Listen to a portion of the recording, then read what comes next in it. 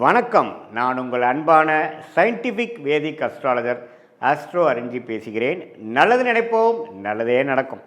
தொடர்ந்து நம்மளுடைய சேனலில் வரக்கூடிய வீடியோஸ்லாம் பார்த்துட்டு இருப்பீங்கன்னு நினைக்கிறேன். எந்த விதத்திலும் மிகைப்படுத்தாமல் மூட நம்பிக்கைக்குள்ளே போகாமல் சயின்டிஃபிக் வேதிக் முறையில் உள்ளது உள்ளவாறு பார்த்து கொண்டிருக்கிறோம். அந்த வகையில் இந்த வீடியோவில் ரிஷபராசிக்காரர்களுக்கு 2025 மே மாதம் எத்தகைய ஒரு மாதமாக இருக்க போகுதுங்கிறது நம்ம கோச்சார அமைப்பு என்று சொல்லப்படுகிற டிரான்சிட் அஸ்ட்ராலஜியில் ஆண்டு கிரகத்தின் பெயர்ச்சியும் மாத கிரகத்தின் பெயர்ச்சியும் ரிஷபராசிக்கு எப்படி இருக்குதுங்கிறது பார்க்க போகிறோம். அதற்கு முன்னாடி நம்மளுடைய சேனல் ஃபஸ்ட் டைம் வரவங்க மறக்காமல் சப்ஸ்கிரைப் பண்ணுங்கள். ஸோ தொடர்ந்து நம்மளுடைய அறிவியல் சார்ந்த ஜோதிட கருத்துக்கள் உங்களை அடைந்து அதனால் நீங்கள் நல்ல ஒரு பலன், உங்களுடைய எதிர்காலத்தை திட்டமிடுவதற்கு ஒரு நல்ல ஒரு பலன் அனுபவிக்க முடியுங்கிறது நான் கேட்டுக்கொள்கிறேன்.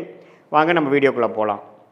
இப்போ பார்த்தீங்கன்னா ரிஷபராசிக்கு 2025 மே மாதம் எப்படி இருக்க போகுதுன்னு முதல்ல ஆண்டு கிரகத்தோட அமைப்பு எப்படி இருக்குது, மே மாதம் ஏதோ ஒரு ஆண்டு கிரகம் மாறப்போகுதா அப்படிங்கிறது நம்ம பார்க்க போனால் சனி 2025 மார்ச் 29ஆம் தேதியே பயிற்சியாகி ஒரு அற்புதமான ஒரு 11ஆம் பாவம் என்று சொல்லப்படுகிற லாபஸ்தானத்துக்கு சனி வந்தாச்சு. மே மாதம் 1ஆம் தேதி வரும்பொழுதே ஒரு சனி ஒரு 30-32 நாட்கள் ஆகிவிட்டது. அற்புதமான 11ஆம் இடத்துல. அத்தகைய அமைப்பில் பார்த்தீங்கன்னா என்ன நடக்குதுன்னா, குரு மே 15ஆம் தேதி இதுவரை ராசிக்குள்ளே இருந்து சில விஷயத்தை ஒரு பிளானிங், சில திட்டமிடுதல், அது மாதிரி சில விஷயங்களை கொடுத்து கொண்டு இருந்தது. அதுக்கு வேணுங்கிற பலனை, கேஷ் ஃப்ளோவை, ரிட்டர்ன்ஸை, பெனிஃபிட்ஸை கொடுக்கக்கூடிய 2ஆம் இடத்துக்கு மாறுகிறது. 2ஆம் இடத்துலேருந்து அதோட சொந்த வீடாகிய தனுசு 8ஆம் வீடாக ரிஷபராசிக்கு வரக்கூடிய தனுசை பார்த்து நல்ல ஒரு பண வரவு, அடுத்தவங்க மூலமாக வரக்கூடிய பணம், இன்வெஸ்ட்மெண்ட்டில் ரிட்டர்ன்ஸ், வெளிநாடு பிராணங்கள், ஷேர் மார்க்கெட்டில் பெனிஃபிட்ஸ், அது மாதிரி பல சோர்ஸ் ஆஃப் இன்கம் அதிகரிக்கக்கூடிய ஒரு அமைப்பை ரிஷபராசிக்காரராகிய தொழிலதிபர்கள், உத்தியோகஸ்தர்கள், இன்வெஸ்டர்ஸ், அது வர மாதிரி இருக்கிறவங்களுக்கு கொடுத்து மற்ற ஒரு வயதினருக்கும் ஒரு நல்ல சேஞ்சஸ், ஒரு நல்ல பெனிஃபிட்ஸை கொடுக்கக்கூடிய அமைப்பு தான் குரு பெயர்ச்சி ரிஷபராசிக்கு கொடுக்குதுங்கிறது நம்ம தெரிஞ்சுக்கணும். அதே சமயத்தில் ராகு கேது பார்த்திங்கன்னா, ராகு 11ஆம் இடத்துல இது வரைக்கும் இருந்து நல்ல ஒரு அமைப்பை கொடுத்தது, இப்போது 10ஆம் இடத்துக்கு வருது. கேது பார்த்திங்கன்னா 5ஆம் இடத்துலேருந்து குழந்தைகள் விஷயமாக சில மெனக்கெடுதல், சில செலவுகள், அது மாதிரி விஷயங்களே கொடுத்துட்டு இருந்தது, இப்போ 4ஆம் இடத்துக்கு வருது. ஸோ ராகு 10, சனி கேதுன்னு 4 வரும்பொழுது அடுத்த கட்ட வேலை, தொழில் முயற்சிகள், வெளிமாநிலம், வெளிநாடு, அந்நியரோட பழகுதல் மூலமாக கொஞ்சம் பெனிஃபிட்ஸ், புது சர்க்கிளுக்குள்ளே போகிறது, எக்ஸ்பேன்ஷன், அது மாதிரி விஷயங்கள்லாம் அடுத்தபடியாக கொடுக்கக்கூடிய ஒரு அமைப்பு ராகு கேது கொடுக்குறார். குரு முதலே சொன்ன மாதிரி அருமையான ஒரு கேஷ் ஃப்ளோ, குடும்பத்தில் ஒரு அமைதி, அது மாதிரி நல்ல ஒரு விஷயத்தை கொடுக்கக்கூடிய அமைப்புகள் ஆண்டு கிரகமாகிய குருவும் கொடுக்குறார். சனி ஆல்ரெடி 11ஆம் இடத்துல போயிட்டார்.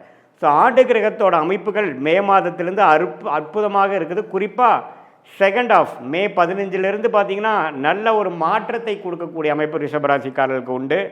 அதே சமயத்தில் மாத கிரகம் ஆகிய ராசி அதிபதியாகிய சுக்கிரன் எப்படி இருக்காருன்னு பார்த்திங்கன்னா, சுக்கிரன் 11ஆம் இடத்திலே உச்சம் பெற்றிருக்கிறார். ஸோ 11ஆம் இடத்திலே சுக்கிரன் உச்சம் பெற்றிருக்கும் பொழுது சனி ராகுவால் பாதிக்கப்பட்டு ஏப்ரல் மாதம் இருந்த ராசி அதிபதி அப்படியே சனி ராகு விட்டு விலகி விலகி விலகி ஓரளவுக்கு பிரச்சனைகள் இல்லாத ஒரு அமைப்பு ஒரு மே 15ஆம் தேதியிலேருந்து ராசி அதிபதி சுக்கிரன் உச்சம் பெற்றனால அருமையான அமைப்பு கொடுக்குது. ஸோ சனி பயிற்சியோட முழு பலன், சனி 11ஆம் இடத்துக்கு வந்துட்டார் அப்படிங்கிற முழு பலனை மே 15லேருந்து நீங்கள் உணரக்கூடிய ஒரு காலகட்டமாக ரிஷபராசிக்காரர்களுக்கு உண்டு. அதே சமயத்தில் புதன் பார்த்திங்கன்னா 11ஆம் இடத்துல இருக்கக்கூடிய மீனத்திலிருந்து மே 7ஆம் தேதியே 12ஆம் இடத்துக்கு வரார். மே 23ஆம் தேதி ராசிக்குள்ளேயே வருகிறார். இதெல்லாம் ஒரு அற்புதமான ஒரு பயிற்சியாக தெரிகிறது. ஏன்னா சுக்கிரனோ வீட்டில் புதன் அந்த ராசிக்குள்ளேயே புதன் வரும்பொழுது புத்தி கூர்மை, மாணவர்கள் பார்த்திங்கன்னா அவங்களுக்கு எழுதக்கூடிய எக்ஸாம்ஸ், காம்படிட்டிவ் எக்ஸாம்ஸ் எல்லாத்துலேயுமே ஓரளவுக்கு நல்ல லாஸ்ட் மினிட்டில் நல்லாவே பெர்ஃபார்ம் பண்ணக்கூடிய அமைப்புகள், எல்லா வயதினருக்கும் ஒரு நல்ல ஒரு புத்தி ஐடியாஸோட, ஒரு புத்தி கூர்மையோட, கான்ஷியஸ்னோட ஒரு நல்ல ஒரு விஷயங்களாக செயல்படுத்தக்கூடிய அமைப்பு தான் இந்த புதன் ராசிக்குள்ளே வர்றது.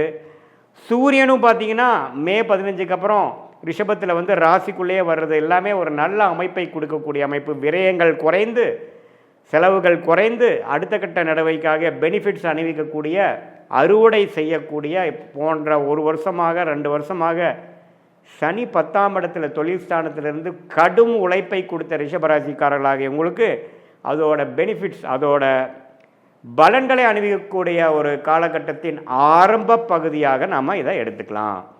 ஸோ சூரியன், புதன், சுக்கிரன் எல்லாமே நல்லா இருக்கும் பட்சத்தில் செவ்வாய் பார்த்திங்கன்னா 3ஆம் இடத்துல கடகத்தில் நீச்சமாகவே இருக்கிறார். அவர் 7க்கும் 12 கூடியவன் 3ல் நீச்சமாக இருக்கிறது அவ்வளோ ஒன்றும் தவறு இல்லை.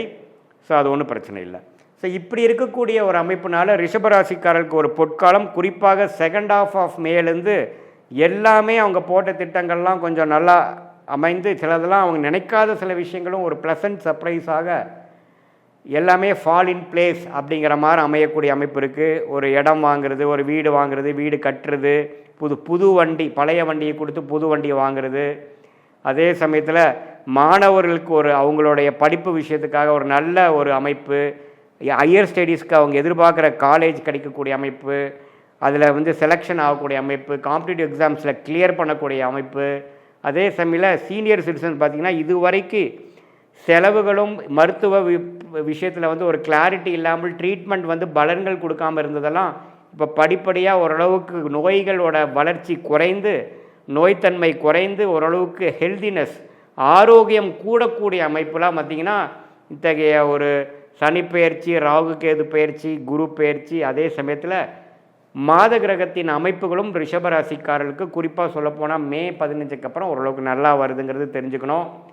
இது வந்து ஒரு பொதுவான ஒரு பலன்களே தவிர உங்களுடைய ஜென்ம ஜாதகத்தில் எப்படி வந்து உங்களுடைய லக்னாதிபதி எப்படி இருக்கிறார், நீங்கள் எந்த லக்னத்தில் பிறந்தீங்க, தசா புக்திகள் வந்து எப்படி போய்கொண்டிருக்கிறது, அந்த தசநாதனோட அமைப்பு எப்படி, ஸ்தான பலம் எப்படி, திக்பலம் எப்படி, திருக்பலம் எப்படி, ஒளி பொருந்திய கிரகத்தின் தசைகள் போகுதா அல்லது ஒளி இல்லாத கிரகத்தின் தசை போகுதா, அந்த தசநாதனும் புக்திநாதனும் இப்போ கோச்சாரத்தில் நாம் பேசின அந்த ஆண்டு கிரகம் மாத கிரகத்தில் எத்தகைய ஒரு அமைப்பு போகுதுங்கிறது ரெண்டையும் சேர்த்தி பார்க்கும் பொழுது transit astrology and natal astrology, அதாவது கோச்சார அமைப்பும் ஜென்ம ஜாதகத்தில் வரக்கூடிய தசாபுக்திகள் அமைப்பும் சேர்த்து பார்க்கும் பொழுது உண்மையே துல்லியமான பலன்கள், அதாவது அடுத்த 6 மாதங்கள் எப்படி இருக்க போகிறது, அடுத்த ஒரு 1.5-2 வருடங்கள் எப்படி இருக்க போகுது, லாங் டேர்மாக எப்படி இருக்க போகுதுங்கிறதெல்லாம் நம்ம துல்லியமாக இந்திய வேத ஜோதிடம்ல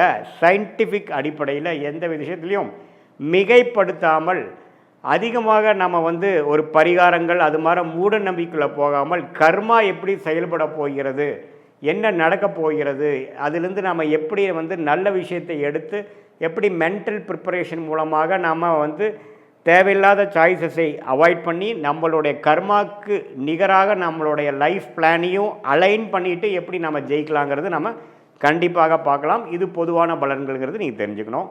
மீண்டும் மற்றொரு காணொலியில் சந்திப்போம். நன்றி, வணக்கம்.